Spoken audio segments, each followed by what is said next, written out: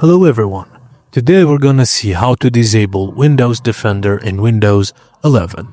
Firstly, press Windows plus S and type Windows Security. Click on the Windows Security to launch the app. In the left side menu, click Virus and Threat Protection, then scroll down to Virus and Threat Protection Settings.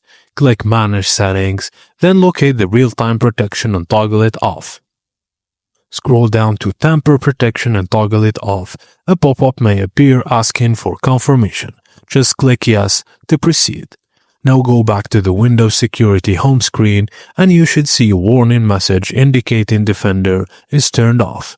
Microsoft Defender is now disabled. However, keep in mind that Windows may automatically re-enable it after some time or after system restart.